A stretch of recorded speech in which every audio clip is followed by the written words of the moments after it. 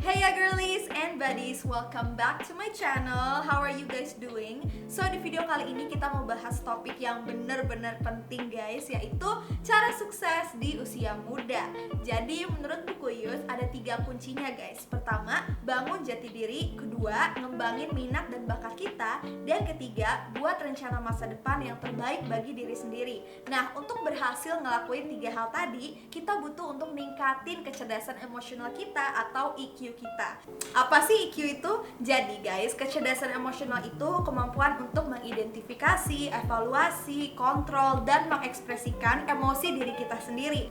Dan kecerdasan emosional itu punya 5 komponen: kesadaran diri, regulasi diri, empati, motivasi, dan kemampuan sosial. Nah, di video ini aku mau kasih tau kalian gimana sih caranya untuk ngembangin 5 kemampuan tadi biar kita bisa raih kesuksesan di usia muda guys. Dan semua tips ini tuh aku ambil dari buku Youth, jadi kalian wajib banget untuk baca buku fullnya biar bener-bener paham. Kalian bisa cari buku Youth di Shopee atau di Gramedia. Oh iya, kalau kalian tertarik sama konten study tips, pengembangan diri, dan isu-isu sosial atau lingkungan, kalian wajib banget untuk subscribe channel ini ya guys. Tinggal klik aja tombol subscribe-nya dan tombol bell-nya. Follow juga Instagram aku @peachy.live dan TikTok aku peachylive.official. And without further ado, let's get started! Kita bahas dulu yuk kenapa ngembangin EQ itu perlu. Menurut aku masih banyak banget orang yang belum tahu. Pertama, EQ benar-benar bisa membantu memudahkan kehidupan sehari-hari, sekolah, dan karir kita guys. Buktinya apa? Menurut temuan Baron, kecerdasan emosional terbukti memainkan peran yang bermakna dalam keberhasilan akademis, kesehatan mental dan fisik, juga pencapaian dalam karir. Karena orang dengan EQ lebih tinggi berkinerja lebih baik dalam hidupnya, terlepas dari IQ-nya berapa. Menurut Parker et al., remaja dengan EQ lebih tinggi mampu melakukan transisi dari SMA ke kuliah dengan lebih baik. Terus menurut APA, siswa yang cerdas secara emosional cenderung mendapatkan hasil ujian yang lebih baik dan nilai yang lebih baik juga. Dan masih banyak lagi guys bukti-bukti lainnya. Kedua, EQ bisa menjadi solusi dari masalah-masalah berat yang dialami pelajar Indonesia. Banyak banget masalah-masalah besar yang menurutku disebabkan oleh kurangnya sosialisasi tentang EQ dan tentang pendidikan karakter. Nih, aku kasih tahu ya beberapa masalah-masalah itu. Pelajar Indonesia mengalami degradasi motivasi belajar dan moral yang sangat-sangat signifikan. Faktanya, 22 juta pelajar di Indonesia mengonsumsi narkoba. Berdasarkan riset yang dikeluarkan oleh Reckitt Benckiser, 33% pelajar di Indonesia pernah melakukan tindakan seks bebas. Belum lagi ngomongin moral etis ke sesama. Berdasarkan data dari Mendikbud, ternyata 84% siswa di Indonesia pernah mengalami kekerasan, di mana 74% dari mereka pernah melakukan kekerasan. Dan juga 50% pelajar di Indonesia pernah mengalami bullying. Dari data bullying tadi, ternyata 23% laki-laki dan 32% perempuan pernah mengalami depresi dari yang ringan sampai yang berat. Tuh guys, sedih banget kan dengernya. Makanya sekarang kita langsung masuk ke bagian tipsnya yuk. Tentang gimana kita bisa ngembangin kesadaran diri, regulasi diri, empati, motivasi, dan kemampuan sosial kita sebagai pelajar Indonesia. Pertama, kita mulai dari kesadaran diri dulu ya, atau self-awareness.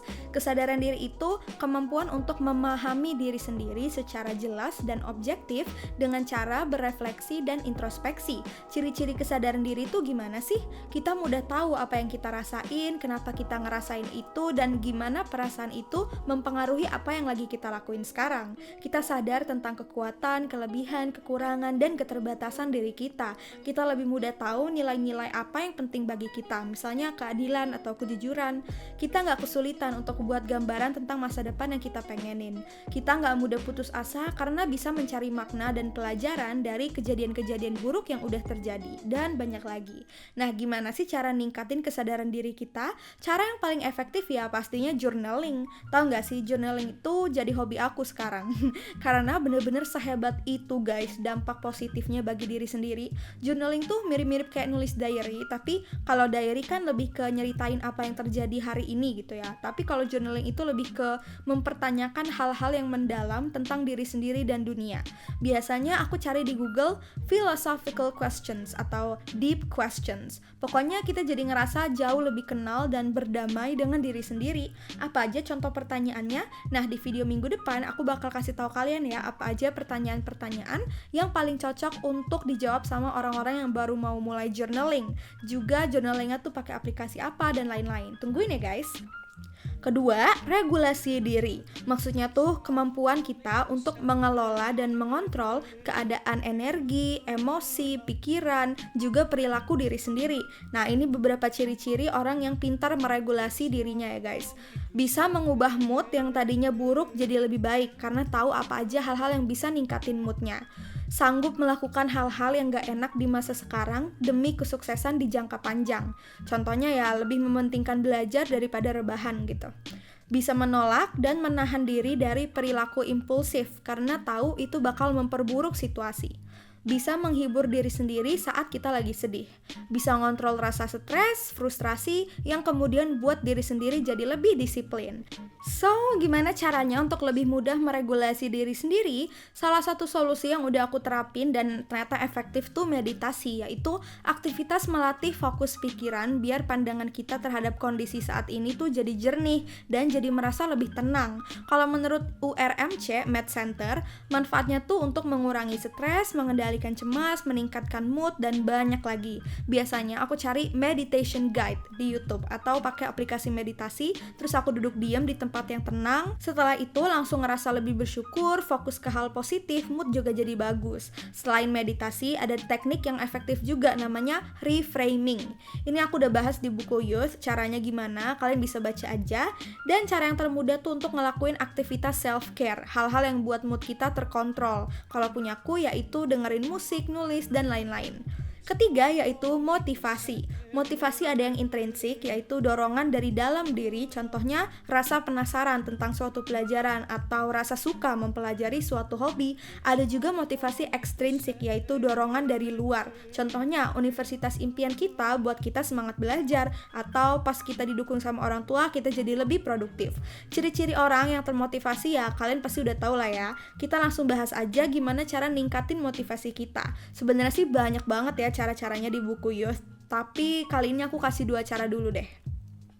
Pertama, buat goals pakai teknik SMART. Artinya, semua target yang kita buat itu harus spesifik, bermakna, terjangkau, berhadiah, dan punya deadline. Di buku Youth udah ada template-nya untuk buat goals yang bisa kalian langsung isi aja. Terus kedua, buat papan visi, yaitu papan di atas meja belajar yang isinya foto-foto impian kita. Kalau di papan visi aku, ada foto organisasi internasional yang pengen aku ikutin, ada foto kantor idaman aku, foto universitas idaman aku, foto kota-kota yang pengen aku jadiin tempat tinggal, dan lain-lain. Keempat, empati, yaitu kemampuan untuk memahami apa yang dirasakan orang lain, melihat dari sudut pandang orang itu, dan membayangkan diri sendiri berada pada posisi orang tersebut. Pernah nggak kalian merasa benar-benar dimengerti sama seseorang? Tandanya orang itu udah menunjukkan empatinya terhadap kamu. Nah, empati ini salah satu pendorong utama aku untuk bisa sukses, karena berkat adanya empati, kalau ngelihat ada ketidakadilan, aku jadi tergerak. Kalau ngelihat ada masalah yang merugikan orang banyak, aku jadi pengen bisa untuk punya kekuatan biar aku tuh bisa merubah hal itu jadi lebih baik gitu. Aku pengen sukses gara-gara pengen bisa bantu orang sebanyak mungkin. Makanya empati itu benar-benar penting guys. Gimana caranya ningkatin empati? Pertama, hindarin toxic positivity, yaitu tindakan memaksakan orang lain untuk positif padahal mungkin mereka belum sanggup. Kalau ada teman curhat nih, jangan bilang, lo mah masih mending, gue lebih parah daripada lo. Atau lo mah kurang bersyukur aja, kayak meremehkan masalah orang lain gitu. Mendingan kita bilang, ya ampun, pasti itu berat banget ya bagi kamu gak sendirian kok, jangan ragu-ragu untuk kasih tahu aku ya apa yang aku bisa bantu. Kamu mau curhatnya aku dengerin aja atau kamu butuh opini aku? Gitu, beda kan guys? Tapi empati itu bukan cuma terhadap orang lain ya guys, kita juga perlu berempati terhadap diri sendiri dengan cara menerima perasaan kita dengan lapang dada, nggak terus-terusan menyalahkan diri atas segalanya, dan memaafkan diri kalau kita buat kesalahan atau kegagalan. Terakhir yaitu kemampuan sosial, yaitu kemampuan untuk menangani emosi dan perilaku orang lain secara efektif, juga mempengaruhi emosi dan perilaku orang lain secara positif. Ciri-ciri orang yang kemampuan sosial sosialnya bagus tuh suka berkolaborasi dan kerjasama dengan orang lain, punya kemampuan persuasi dan negosiasi yang baik, sering dipanggil sebagai pemimpin yang baik dan bisa menggerakkan orang banyak, bisa menyelesaikan masalah yang terjadi dalam kelompok, bisa berkomunikasi dengan terbuka, pengertian, dan solutif. Nah, gimana sih cara ngembangin kemampuan sosial kita?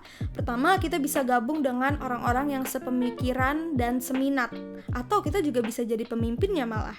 Contohnya organisasi. Pas aku jadi salah satu pembangun organisasi Arise a Rose, aku benar-benar ditantang untuk bisa mengeluarkan pendapat aku, percaya diri dalam berkomunikasi, dan aku benar-benar belajar banyak dari teman-teman aku yang ada di organisasi itu. Bisa juga gabung komunitas guys, sekarang kan banyak banget tuh komunitas online. Terus bisa juga dengan gabung ekskul. Pas aku jadi ketua ekskul, itu benar-benar melatih mental sih, dan membentuk karakter aku. Pokoknya kita harus berani keluar dari zona nyaman dan terjun langsung ke suatu kelompok kalau kita mau mengembangkan kemampuan sosial kita. So ya guys, sampai sini aja videonya. Semoga videonya bermanfaat ya guys. Dan bagi kalian yang belum baca buku Youth, aku saranin untuk langsung cari aja guys di Shopee atau di Gramedia.